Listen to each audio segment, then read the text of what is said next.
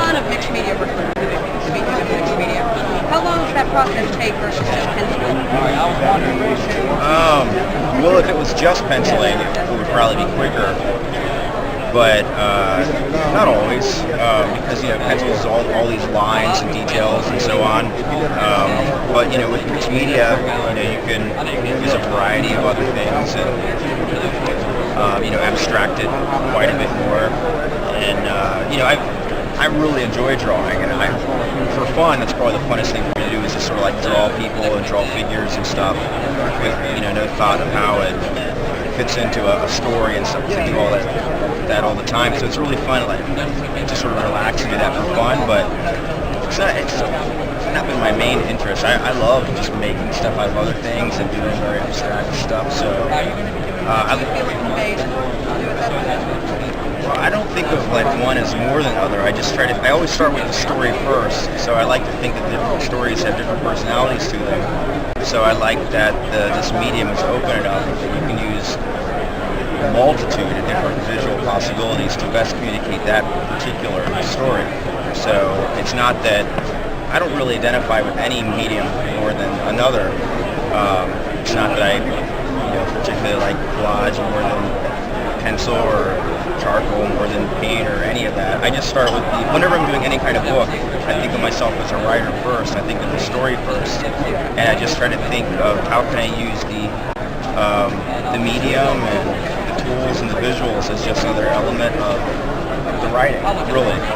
So it's just like as a writer, you wouldn't necessarily like first person better than third person, or one word better than your adjective better than adverb, but it's just great that you have all these things that you can mix and match, Do you ever transfer things to computer, the printing process?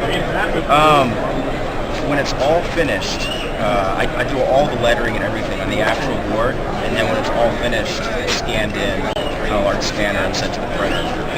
So I don't like add the words digitally or use Photoshop doing stuff. I do it all in the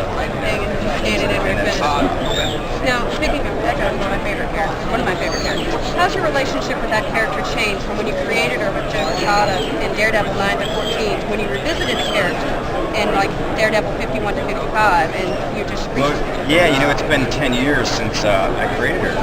I think it was 98 when I wrote that Daredevil story. I don't remember if that's when it was published or not, but that's when I wrote it, 98. It might have been 99 before it stands. But yeah, I never would have foreseen ever that, Bendis would be adding her to, and all these other people would be drawing her, and that she'd still even be in books 10 years later. I never thought about that. That's kind of cool. It's kind of neat in a way, because when I started writing Daredevil, it was the first time I wrote a character that I didn't create before. So I was really sort of collaborating with a character that other people had given life to and brought a history to. So in effect, you're kind of collaborating with the rich history the character has, but also what those creators brought to it. So I wanted to be very respectful of that, but also sort of bring something new to Daredevil. So it kind of feels like, because I was able to play with a character from the Marvel Universe other people had created and brought a life to, in a way it's kind of neat feeling that maybe you're able to, in dabbling with Marvel, give another character back that other people are able to add to and collaborate with. So that's always been the fun of Marvel Comics to me, is whenever I work for Marvel, I always work in the spirit of collaboration, because you're working with these other characters that other people have added so much to, and you get to work with so many other interesting artists and writers and letterists, colorists and editors.